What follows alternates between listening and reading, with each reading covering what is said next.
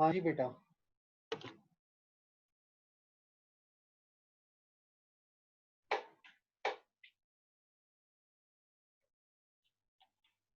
हाँ जी, तो स्टार्ट कर रहे हैं हम अपनी क्लास को। और लास्ट क्लास में हम आपके साथ बेड डेट्स डिस्कस कर रहे थे, आई रिमेम्बर। ठीक है, तो मेरे सामने। अच्छा कुणाल बेटा, विशाल अगर नहीं हो तो आप अटेंडेंस एक बार स्क्रीनशॉट ले लेना, ठीक है कुणाल? Okay sir. ठीक है। क्योंकि शायद अभी विशाल आया नहीं है, तो बाई चांस अगर नहीं हो आज की क्लास में तो आप ले लेना। हाँ, बेड डेट्स ही कर रहे थे ना, लास्ट क्लास में हम बेड डेट्स डिस्कस कर रहे थे आपके साथ। या डिस्कस कर लिया था बेड डेट क्या होता है? एक बार बताइए मुझे।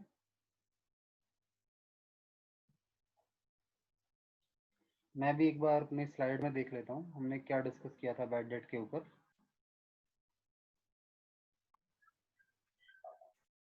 सर टाइम एंड हो गया था सर। अच्छा, बीच में टाइम एंड हो गया था, हाँ मैं ये कुछ बता रहा था आपको। हाँ जी, तो ये मैंने कुछ लिखा था, उसके बाद टाइम एंड हो गया था, तो मैं यहीं से कंटिन्यू कर लेता हूँ इस क्लास को। ठीक है ना? मैं स्क्रीन शेयर करता हूँ आपके सामने दूसरे वाली।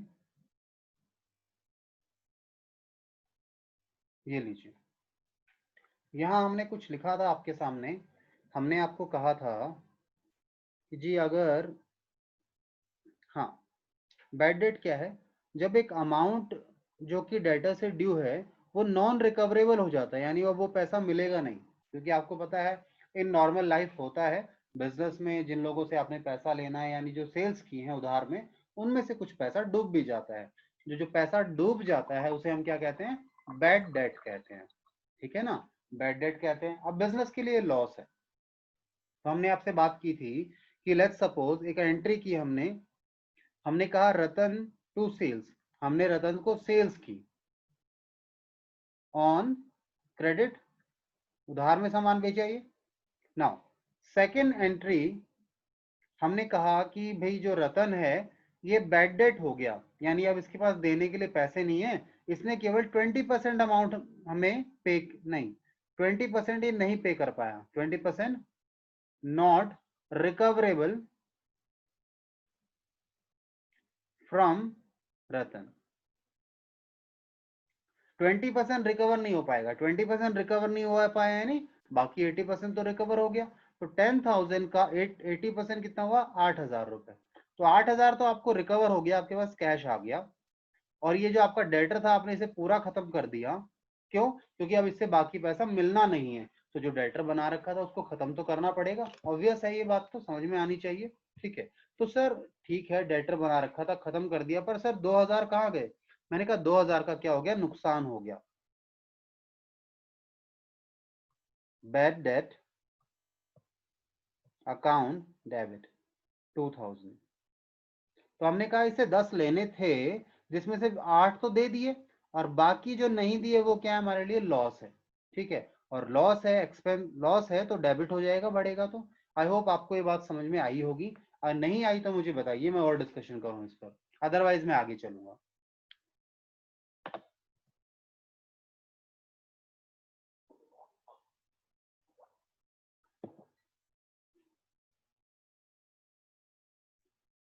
बताइए जी। No problem sir. ठीक है, फिर आगे चलते हैं। और आज मेरे पास भी एक बुक है, मेरे पास एक स्क्रीन है। वो बुक पुरानी है, बट मुझे लगा कि शायद आपको पढ़ाने के पर्पज से काम आ जाएगी। थोड़ा टाइम सेव करना था क्योंकि हम बच्चों से मंगवा रहे थे। तो मैं कहा चलो इससे काम चला लेते हैं, तो मैं वही आपको शेयर करता हूँ। क्वेश्चन भी मोर और लेस एक ही होते हैं, जैसे यहाँ पर भी है, यही सेम क्वेश्चन है इस बुक में भी। ठीक है, तो बैड डेट का कॉन्सेप्ट हमने आपके साथ कर लिया। ठीक है, बैड डेट हमने आपके साथ समझ लिया, बैड डेट क्या होता है। इन्होंने भी एग्जाम्पल दिया है, एक एग्जाम्पल इन्होंने जो दिया है वो समझ लें। इन्होंने कहा है रवि ओड अस। रवि ओ करता है अस यानी हमें, हमें। ठीक है, हमारे अस। ठीक है, यानी हमें पैसे लेने हैं। वो क्या हो गया? इंसॉल्वेंट हो गया। 30 पैसा इन रुपीज रिसीव्ड, 30 पैसा इन रुपीज का मतलब क्या हो गया, 30% रिसीव हुआ। लेना कितना था, 10,000, तो कितना मिलेगा, केवल 3,000। तो 3,000 देखो मिल गया कैश में, बाकी नुकसान हो गया 7,000 का, ये बैड डेट, और जो डेटर था पूरा खत्म कर दिया, ये लीजिए। ठीक है, तो इन्होंने भी इस तरीके से समझाया, हमने एक और एग्जांपल लिया था, इन्होंने दूसरा एग्जांपल दे दिया। चलिए अब आपके सामने इलस्ट्रेशन नंबर 14 है, जो कि आपकी बुक में क्या है, आपकी बुक में क्या है, ये 14A है। ठीक है, मेरे यहाँ पर 14 है, कोई फर्क नहीं पड़ रहा, नंबर अलग है। तो एक बार देखिए जरा, ये क्वेश्चन आप कर लेंगे या नहीं हो पाएगा आपसे, मुझे बताइए, देखकर बताइएगा। सर हो जाएगा। हाँ बेटा कर लेंगे ना, क्योंकि ये देखो, ये ऊपर तो ओपनिंग बैलेंस की एंट्री है, जो हमने सीख लिया आप लोगों के साथ कि ओपनिंग बैलेंस की एंट्री कैसे करते हैं पिछली क्लास में, और उसके बाद नीचे नॉर्मल एंट्रीज हैं। बैड डेट का भी शायद सवाल आए यहाँ पर कहीं, इस पेज पर नहीं है, शायद अगले पेज पे हो, देखे। कहीं है क्या बैड डेट, हाँ ये रहा, 20 अप्रैल को 40 पैसे रिकवर हुए हैं, इंसॉल्वेंट हो गया, यानी 40% रिकवर हुआ, और बाकी नहीं मिलेगा, बाकी बैड डेट हो गया। ठीक है, डूब गया। आगे चले जी, इससे हम लोग नेक्स्ट हमारे पास जो बुक में है, मैं क्वेश्चन ही दिखा देता हूँ चलो, वैसे मुझे टॉपिक पर जाना है नेक्स्ट। ठीक है, चलो टॉपिक पर ही आ गए हम सीधा, हम नेक्स्ट क्वेश्चन नहीं कर रहे, हम नेक्स्ट पार्ट पर आ गए। और नेक्स्ट टॉपिक जो हमारा आपके साथ हमने करना है, इन्होंने कहा है कुछ स्पेशल एंट्रीज हैं, कोई दिक्कत नहीं है, स्पेशल क्या है जी, बस एंट्रीज हैं, इन्हें पता नहीं क्यों स्पेशल लग गई है, हमें तो एंट्रीज ही लग रही हैं, नॉर्मल एंट्रीज जो हम लोगों को आती हैं, अगर हमें रूल्स पता हैं अकाउंटिंग के तो। ठीक है, तो आइए सबसे पहले देखें बैड डेट रिकवर्ड। क्या नाम से पता लग रहा है कुछ इसका मतलब क्या है ये चीज, बैड डेट रिकवर्ड क्या है बताइए।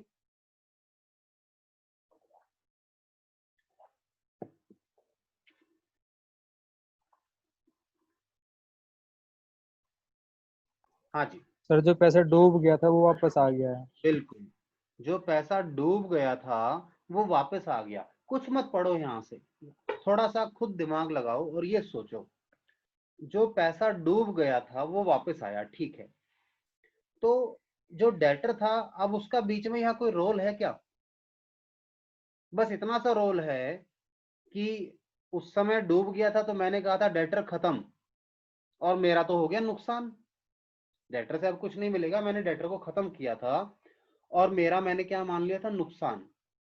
तो आज जब ये पैसा आ रहा है, तो मैं डेटर का कहीं नाम लिखूं क्या, सोचो, लिखूं या नहीं लिखूं, पहले तो ये सोचो, या फिर पहले तो यही सोच लो, चलो लिखूं या नहीं लिखूं, उसके बाद देखेंगे, अगली बात बाद में करेंगे। अच्छा, आपको मेरी ऑडियो क्लियर है, आवाज ऐसा नहीं लग रहा धीरे आ रही थी, नो सर। नॉर्मल था, ठीक है। तो मैं खामखा इस माइक को लगा के रखता हूँ, मुझे लगता है कि इससे थोड़ी आवाज तेज हो जाती होगी, पर कोई खास फर्क नहीं पड़ता है ना, फर्क तो पड़ता है। पड़ता है, चलो फिर अच्छी बात है, फिर तो इसे लगाना ही पड़ेगा, कुणाल कह रहे हैं फर्क तो पड़ता है। चलो अब ये बताओ कि ये जब पैसा मिल रहा है, सोचो जब ये पैसा मिल रहा है आज के दिन, डूब गया था, पुराने समय में ये व्यक्ति था, इससे हमें पैसा लेना था, ठीक है, इसने कहा 100 रुपए के बदले कितने दूंगा, केवल 30, तो मैंने कहा 70 डूब गया, 70 क्या है, 70% डूब गया, ये थोड़ा खुद ही लिख रहा है ये आधी चीजें, थोड़ा कुछ टेक्निकल एरर है, ठीक है, तो मैं बस 30 और 70% ही लिखना चाहता था, उसके बाद ये खुद हो गया, आदमी भी इसने आधा खुद ही बना दिया, ठीक है। तो वो जो 70% डूब गया था, आज रिकवर हो गया, जब डूबा था तो आपने इसे क्या माना था, एक्सपेंस, तो जब डूबा था, जब एक्सपेंस माना था, आज रिकवर हुआ है, तो इसे इनकम माने या ना माने, सर बिल्कुल मानो, जब ये नहीं आया था, जब डूब गया था तो इसे खर्चा माना था, तो आज इसका अपोजिट जब आ गया तो उसका अपोजिट होना चाहिए, इनकम होना चाहिए या नहीं होना चाहिए बताइए, होना चाहिए। होना चाहिए सर।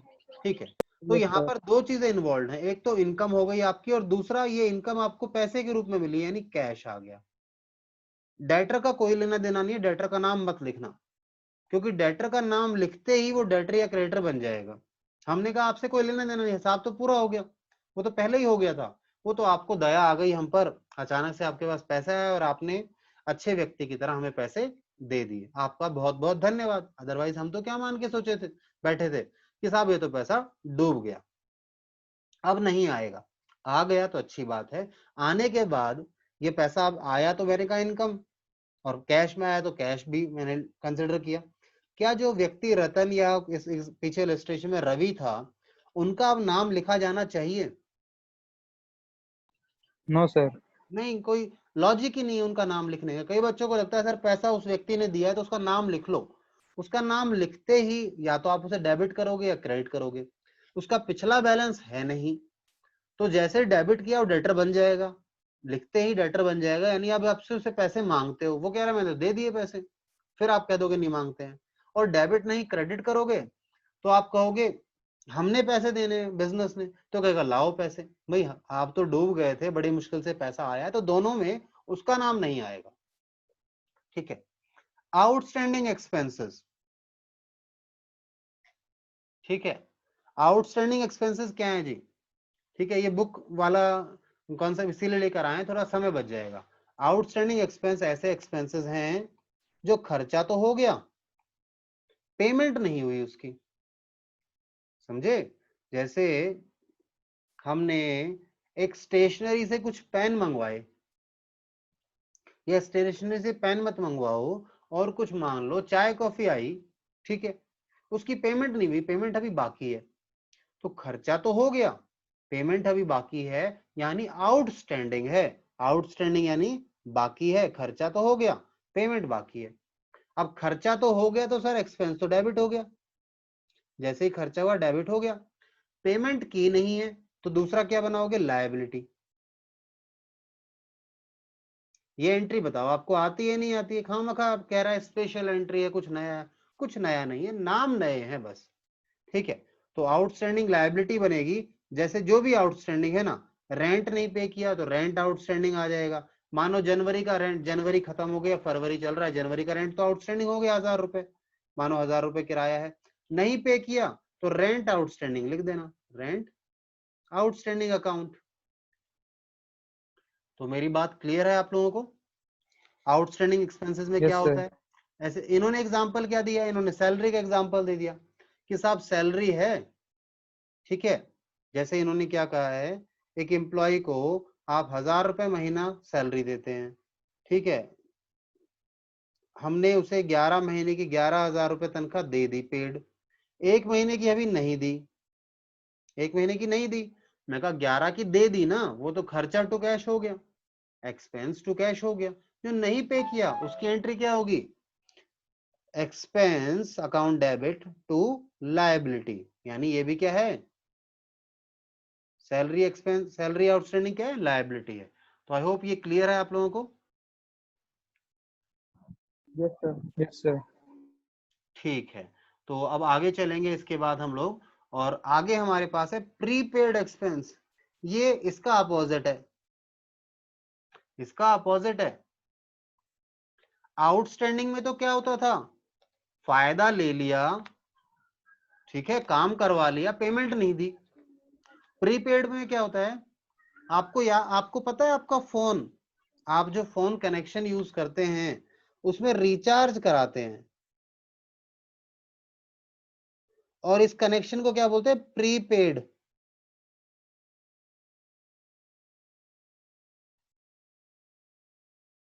क्या बोलते हैं? Prepaid connection. याद है या नहीं है याद? किसी को पता हो प्रीपेड बोलते हैं इसको, यस सर। है ना? और अच्छा, और जिनका बिल आता है, कई में इसमें तो बिल नहीं पोस्टपेड। आता, उसे क्या बोलते हैं? पोस्टपेड। शाबाश, बहुत अच्छा, पोस्टपेड। ठीक है, तो पोस्टपेड में क्या होता है? पहले यूज करो और बाद में पे करो। पहले क्या? यूज, बाद में क्या? पे। प्रीपेड में क्या होता है? पहले पे करो और फिर यूज करो। बाद में। क्या ये बात पता है या नहीं पता आपको? Yes sir. पता है ना, हम सबको पता है ये बात। तो सुनिए जी, तो प्रीपेड में भी ऐसा ही होता है। एक्चुअल में नाम ही प्रीपेड लग गया ना, तो प्रीपेड तो यहाँ पर भी है, तो मीनिंग तो सेम निकलेगा। तो ऐसे खर्चे जिनकी पेमेंट पहले हो गई, फायदा बाद में मिलेगा। लेट्स सपोज एग्जांपल ले लेते हैं, एक एग्जांपल लें, और एग्जांपल में हम क्या करें, मेरा ध्यान कहीं और चला गया था, रियली सॉरी फॉर दैट।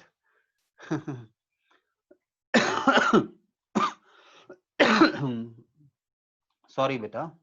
हाँ, प्रीपेड का एग्जांपल लेते हैं। देखिए,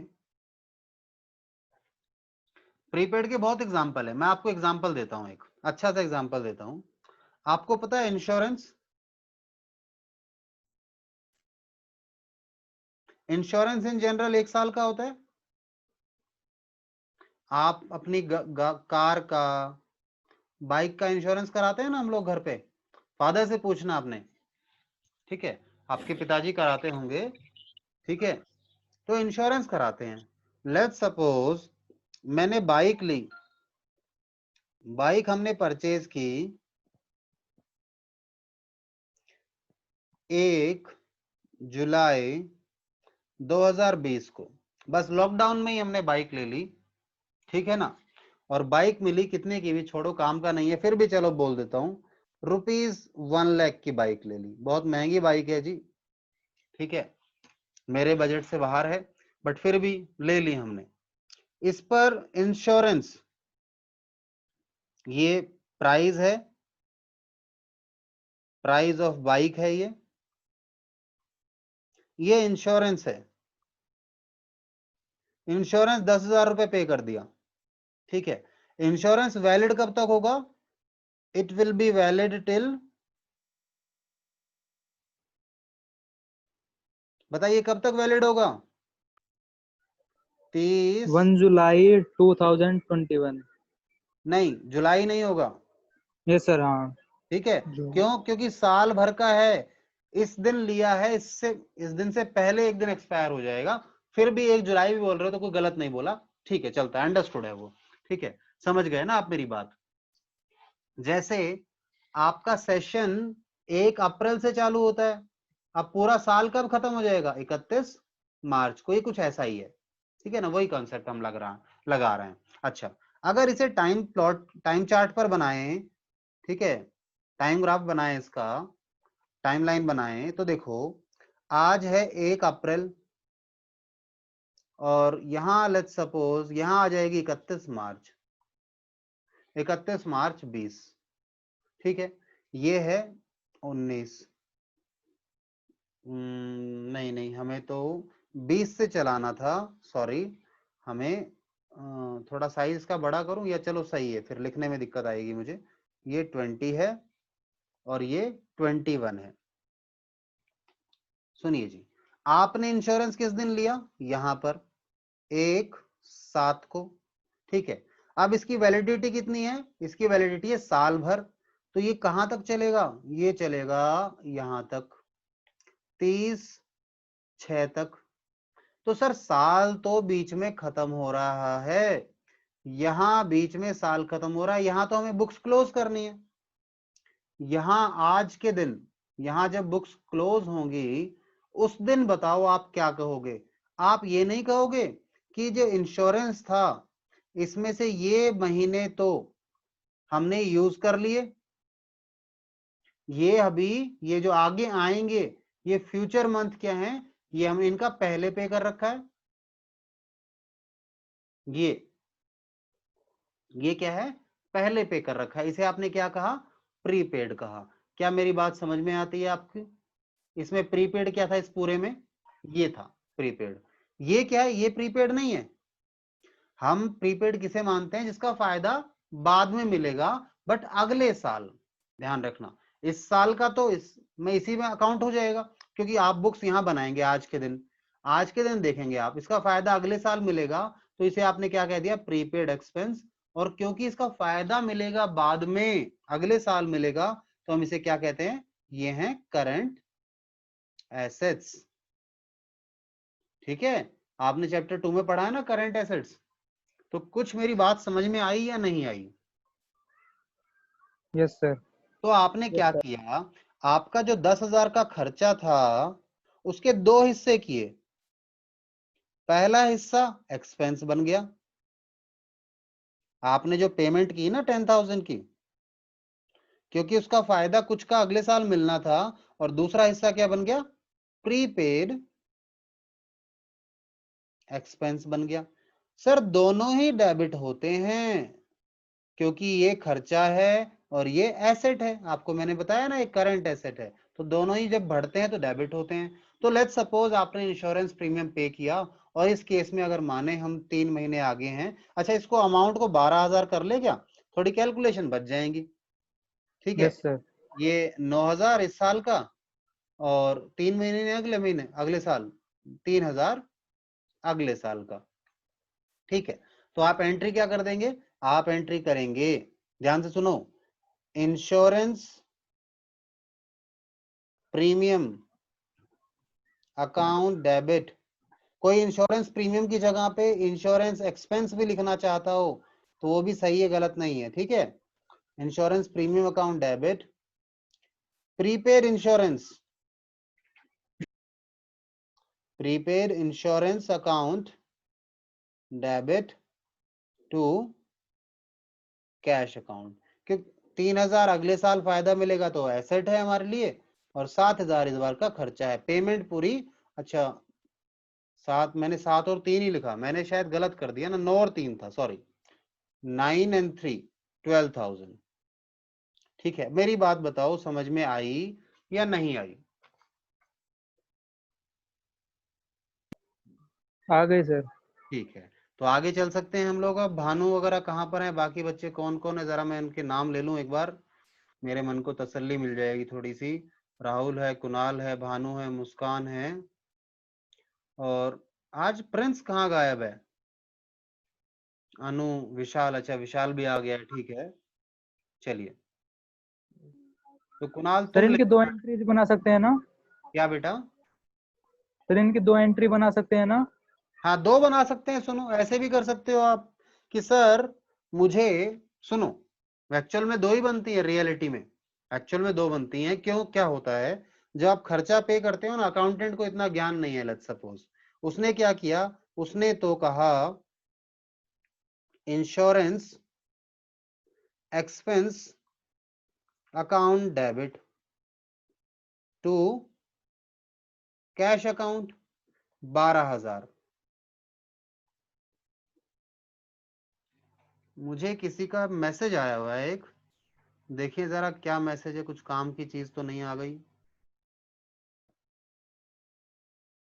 ओके ओके, ठीक है। अच्छा आज इनकी क्लास थी, है ना, शायद आपने बात नहीं किया इंग्लिश वाले सर से। चलो वैसे तो एक साथ ले लेते हो क्लास, उसमें वैसे भी कोई प्रॉब्लम नहीं है भानु बेटा, अच्छा ही है, क्योंकि टाइम बच जाता है आप दोनों का ना। हाँ कोई प्रॉब्लम नहीं है, चलो बहुत अच्छा ये आइडिया लगाया प्रिंस और भानु ने, शाबाश। हाँ, आपने खर्चा कर दिया, फिर आपको पता चला कर सर इस खर्चे में से 3,000 रुपए तो अगले साल के हैं। तो मैंने कहा ठीक है सर, मैंने तो इस खर्चा लिख लिया। मैंने कहा कोई बात नहीं, खर्चा लिख लिया तो इस खर्चे को कम कर देते हैं, और इंश्योरेंस प्रीमियम यानी उसको प्रीपेड बना लेते हैं। तो मैंने कहा प्रीपेड इंश्योरेंस बना लें,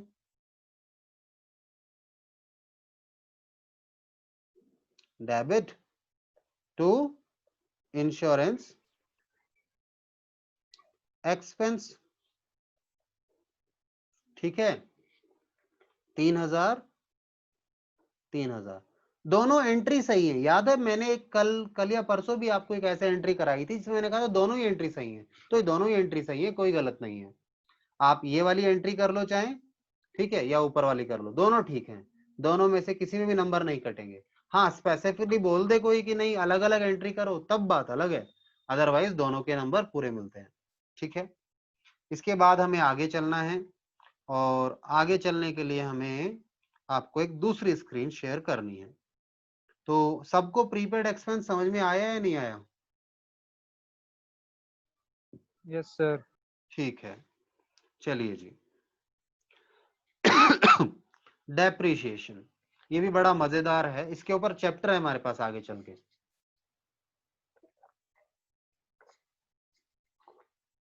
डेप्रिसिएशन पर तो हमारे पास चैप्टर है आगे चल के पूरा। डेप्रिसिएशन होता क्या है sir? Depreciation means reduction in value of an fixed asset. Asset. Asset मत बोलो, फिक्स एसेट बोलो, ठीक है? एसेट बोल रहे हो गलत नहीं है, पर फिक्स एसेट बोलो, ठीक है ना? देखो गलत, मैंने क्या कहा, एसेट बोलना गलत नहीं है, बट फिक्स एसेट पर अप्लाई होता है ये। करंट एसेट डेप्रिशिएट नहीं होती, जैसे ये रहा, इन्होंने भी एसेट लिखा है वैसे, ठीक है, बट एक्चुअलिटी में ये फिक्स एसेट पर लगता है, ठीक है? तो reduction in value of an asset बोलोगे, मना नहीं है, क्योंकि when you say asset it is implied कि you are talking about fix assets, ठीक है? तो कोई दिक्कत नहीं है इसमें, बट ये क्या है, reduction in value of an asset, ठीक है? अब वैल्यू ऑफ एसेट रिड्यूस हो रही है। देखो एक्चुअल में मैं आपको एक कॉन्सेप्ट समझाऊं, मैं फेस टू फेस क्लासेस में तो ये चीज समझा देता हूं, यहाँ ऑनलाइन क्लासेस में थोड़ी दिक्कत आती थी, बट मेरा मन है आपको समझाने का इस बात को। एक बात समझो, आपको पता है या नहीं क्या चीज मैं पूछना चाह रहा हूं? आप बताओ, आपने कोई खर्चा किया, आपने एक एक्सपेंडिचर किया, उससे आप दो काम कर सकते हो। क्या? पहला, लेट्स सपोज सर मैंने क्या किया जी, मैंने किसी को सैलरी दे दी, और दूसरा मैंने सैलरी नहीं दी, मैंने एक मशीन खरीद ली, क्योंकि जो मैंने स्टाफ को सैलरी दी है ना, वो मैं मशीन से काम करवा लूंगा। अच्छा, आप कहते हो सर, जो सैलरी देने वाला कहता है मैंने 10,000 रुपए दिए हैं 1 महीने के, पर मंथ पे करता हूं मैं अपने स्टाफ को, ये कहता है सर मेरे तो 1 लाख रुपए लग गए। बात सुनना ध्यान से। अब एक बात बताओ, ये सैलरी तो आपको पता है क्या है, एक्सपेंस है ना या नहीं है? यस है या सर। नहीं है? अच्छा, यस सर। दूसरी बात ये बताओ, ये मशीन क्या लाइफ टाइम चलेगी? No sir. लाइफ टाइम यानी अनलिमिटेड। आजकल हम यूज करते हैं ना जियो की मेहरबानी से, ये जियो था जो बेचारे ने हमारा भला कर दिया, नहीं तो ये एयरटेल वगैरह वाले तो हमें लूटते रहते थे। लूटना सर अब समझते अभी हैं? लूटने के लिए कर रहे हैं। क्या अभी भी लूटने के लिए कर रहे हैं? अब क्या कह यस रहे हैं ये सर। लोग, अब क्या कह रहे हैं, नया सर प्लान क्या है? रिचार्ज बढ़ाने के लिए कह रहे हैं सर। रिचार्ज अच्छा बढ़ाना चाह रहे हैं। उनका कहना यस है कि सर। हम डूब जाएंगे, हम मर जाएंगे। साहब मर जाओ आप, यस सर। कस्टमर मर जाएगा तो क्या होगा, है ना? आप मर जाओगे तो एक ही मरेगा, और कस्टमर लाखों हजारों करोड़ों मर जाएंगे, ठीक है ना? सो मर जाने दो उनको, ठीक है ना? जियो जिंदाबाद, ठीक है ना?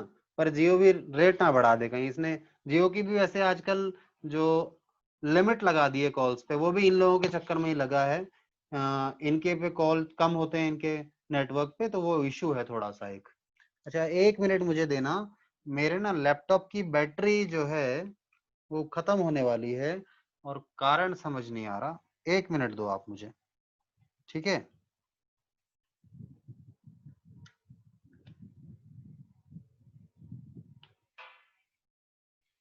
हाँ आ गई। अभी लाइट मेरे यहाँ भी चली जाती, और मेरा हाल भी बस बंद होने वाला हो जाता, ठीक है? चलो, समय बस 10 मिनट बचे हैं हमारे पास, जल्दी से इस बात को कर लें, क्योंकि ये डिस्कशन बहुत जरूरी है, अंडरस्टैंडिंग पॉइंट से जरूरी है। वैसे तो आप लोगों को पता ही होगी शायद ये बात। तो हमने कहा ये मशीन जो है, इसकी लाइफ भी सर अनलिमिटेड तो नहीं है, लिमिटेड है। तो सर इसकी लाइफ कितनी होगी? मैंने कहा डिपेंड करता है मशीन टू मशीन, कितनी लाइफ होगी इसकी। लेट्स सपोज इस मशीन की लाइफ है 10 years, तो सर इसे तो आपने एसेट बना दिया, सर 10 साल बाद ये खत्म हो जाएगी, तो अब क्या इकट्ठा एक साथ खत्म करोगे इसे, खर्चा मानोगे? नहीं, हम क्या करते हैं, हम कहते हैं देखो हमारा एक प्रिंसिपल है, मैचिंग प्रिंसिपल। मैंने आपको पढ़ाए नहीं है प्रिंसिपल्स, मैं प्रिंसिपल्स कैसे पढ़ाता हूं, मैं कॉन्सेप्ट्स के साथ पढ़ाता हूं। जब हम कुछ प्रैक्टिकल करेंगे वहां जो प्रिंसिपल अप्लाई होगा वो वहां समझेंगे हम उसको। तो एक प्रिंसिपल है मैचिंग प्रिंसिपल। मैचिंग प्रिंसिपल क्या कहता है? मैचिंग प्रिंसिपल कहता है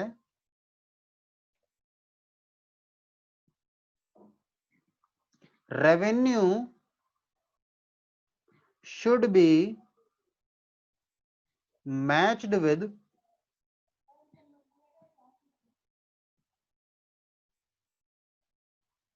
एक्सपेंसेस। रेवेन्यू जो है ना उनको खर्चों के साथ मैच करना चाहिए। सर ऐसा क्यों करते हैं? बेटा अगर रेवेन्यू आपने 100 रुपए कमाए और उसके अगेंस्ट सही में कितना खर्चा हुआ वो नहीं लगाया तो आपका प्रॉफिट सही कहां से आएगा? आप तो वहम में होंगे, आपको लग रहा होगा हमने इतना कमा लिया, बाद में पता लगेगा ओहो गड़बड़ हो गया। अब सुनो, ये एसेट जब चलता है, आप इस एसेट को यूज करते हो, तो क्या ये घिसता नहीं है? घिसता है। इसकी लाइफ खत्म होती है नहीं होती? जैसे आपकी गाड़ी है, चलाने से कई और नहीं चलाने से भी खत्म हो जाती है। ऐसा नहीं है कई एसेट चलाने से ही खत्म होती है, नहीं चलाने के कारण भी खत्म होती है, शायद ज्यादा जल्दी खत्म हो जाए। ठीक है, क्योंकि चलने के लिए बनी है चीज, नहीं चल रही जाम हो जाएगी। तो हम क्या करते हैं, इन 10 सालों को 1 2 3 1 2 3 4 5 6 7 8 9, देखो कितना हो गया, 1 2 3 4 5 6 7 8 9 और 10 साल हो गए। तो हम क्या करते हैं, इस 10 सालों में 1 लाख रुपए थी, 1 लाख रुपए को 10 से डिवाइड कर लेते हैं, 10,000 आ गया। तो हर साल हम 10,000 रुपए का खर्चा ट्रीट करते हैं, हर साल 10,000 का खर्चा ट्रीट करते हैं। इससे क्या होता है, जो रियलिटी में मैचिंग प्रिंसिपल फॉलो कर लेते हैं कि जो खर्चा हो रहा है उसे कंसिडर कर लेते हैं। तो हुआ क्या जी, ये जो हर साल 10,000 खर्चा कंसिडर करते हो इसे क्या कहते हो, डेप्रिसिएशन। तो हर साल 10,000 की डेप्रिसिएशन लगती चली जाएगी। एग्जाम्पल दिया है मैंने, बाकी डेप्रिसिएशन का कॉन्सेप्ट हम दोबारा भी समझ लेंगे, हमारे पास चैप्टर आएगा तो। ठीक है, तो ये डेप्रिसिएशन लग गई। ठीक है, ऐसा करने से फायदा क्या है सर? सर ऐसा करने से फायदा क्या है? फायदा ये है कि आप रियलिटी में सही प्रॉफिट निकाल पाते हैं और इसीलिए प्रिंसिपल बनाया गया है। तो कहें तो आप ये कह सकते हैं दूसरे तरीके से कि सर आप जो भी खर्चा करते हैं, आप जो भी पेमेंट करते हैं वो है तो खर्चा ही। ये खर्चा अभी अभी पता लग जाएगा, इसका खर्चा धीरे धीरे बनेगा, थोड़ा थोड़ा करके हर साल राइट ऑफ होगा। ठीक है, और जो थोड़ा थोड़ा करके हर साल राइट ऑफ होगा उसे हम क्या बोलेंगे, डेप्रीशिएशन। क्या मेरी बात क्लियर है, आपको समझ में आती है? Yes sir. ठीक है, अब ये जब डेप्रीशिएशन है तो क्या होता है, जब आपने मशीन खरीदी, आपने मशीन खरीदी तो आपने कहा मशीनरी अकाउंट डेबिट, 1 लाख की मशीन खरीदी टू कैश। अब इस साल के एंड में ये मशीनरी यूज की है तो इसका कुछ हिस्सा घिस गया जो कि खर्चा मानना है, तो हम एंट्री क्या करेंगे, डेप्रीशिएशन अकाउंट डेबिट टू। घिस गया, किसका घिसा है, इसका। तो खत्म क्या हुआ, ये खत्म हुई, कितने से? हमने कहा लेट्स सपोज, हमने माना 10 साल की लाइफ थी तो 10,000 से हर साल 10,000 का खर्चा हो जाएगा।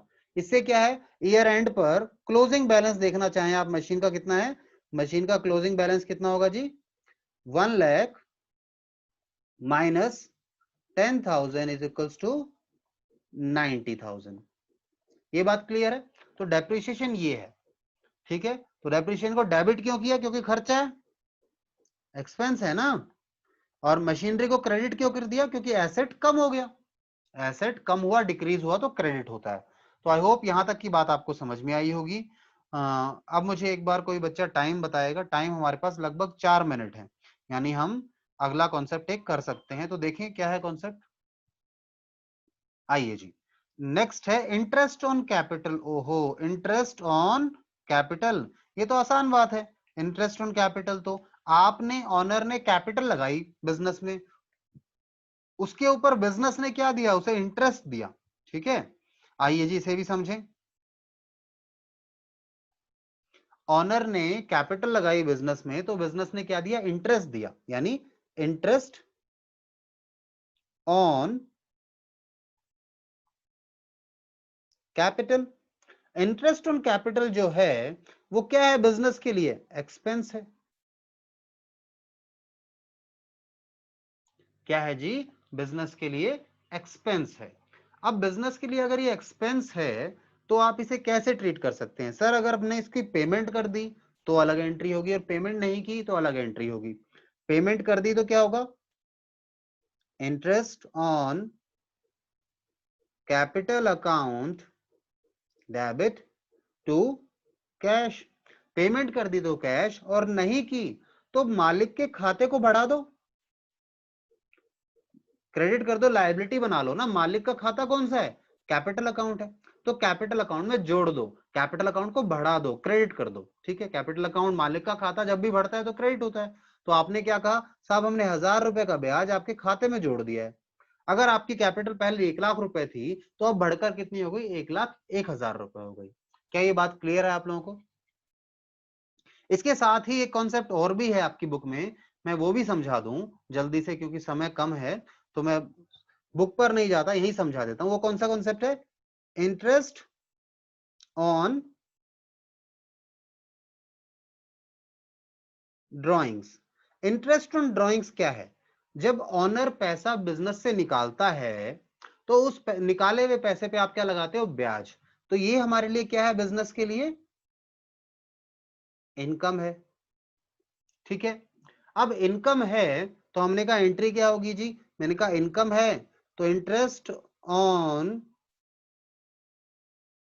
ड्रॉइंग्स तो क्या होगा, क्रेडिट होगा, 2 होगा। डेबिट क्या होगा, डेबिट या तो ऑनर पैसा दे दे, देखो ऑनर पैसा तो देता नहीं है डेली डेली, उसका हिसाब चलता है, जैसे कहते हैं ना खाता चलता है इनका। तो ये ऑनर है, इसका तो खुद का बिजनेस है, तो ये डेली डेली इससे ट्रांजेक्शन जो होती है उसका डेली डेली कैश में हिसाब नहीं होता, उसके अकाउंट से एडजस्ट हो जाता है। तो इसका सीधा आप कैपिटल अकाउंट कम कर देते हैं। तो मैंने कहा भाई बिजनेस की इनकम है, लेट्स सपोज 1000 रुपए का इंटरेस्ट था, और ये 1000 रुपए हमने इनकम तो बना ली पर मालिक से लिया नहीं है अभी, यानी डेटर बना लिया, एक तरीके से ये भी कह सकते हो आप, डेटर बना लिया या कैपिटल को कम कर दिया, दोनों तरीके से समझ सकते हो। तो मुझे बताओ यहां तक की बात आपको समझ में आई या नहीं आई? आ गए सर। ठीक है, क्लियर है यहां तक? इसके बाद अगर देखें तो हमारे पास लगभग 1.5 मिनट है, 1.5 मिनट से भी कम ही है। ठीक है, और आगे चलना है हमें, हमें बस इसके कॉन्सेप्ट कवर करने हैं, एंट्रीज पर मैं नहीं जो क्वेश्चंस है ना उस पर फोकस नहीं है मेरा, क्वेश्चंस रिपीटेटिव हैं, तो वो आपका खुद का काम है, आप करेंगे। कोई क्वेश्चन नहीं हो रहा तो मुझे बताना है, मैं करवाऊंगा। ठीक है, इसके बाद अगर देखें, एक टॉपिक है हमारा, ये छोटा सा टॉपिक है, ये भी बता देता हूं मैं। ये है जी, expenditure on installation of machinery या फिर इरेक्शन ऑफ मशीन बिल्डिंग। देखो जब बिल्डिंग बनती है या मशीनरी आपने मंगाया, लेट्स सपोज गुजरात से एक मशीन मंगवाई, उसे आपने यहाँ इंस्टॉल करवाना है, तो उसके इंस्टॉलेशन का जो खर्चा है उसको क्या करें, उसे खर्चा माना जाए, एक्सपेंस माना जाए, या मशीनरी की कॉस्ट में या बिल्डिंग की कॉस्ट पे जोड़ दिया जाए। तो रूल ये है, नियम ये है कि वो खर्चा जो है वो मशीनरी पर हुआ है, और मशीनरी चलेगी 10 साल या बिल्डिंग चलेगी 10 साल, तो उस खर्चे को भी मशीनरी की लाइफ के साथ ही राइट ऑफ करना है, डेप्रिशिएट करना है। राइट ऑफ का मतलब हो गया एक तरीके से खत्म करना, डेप्रिशिएट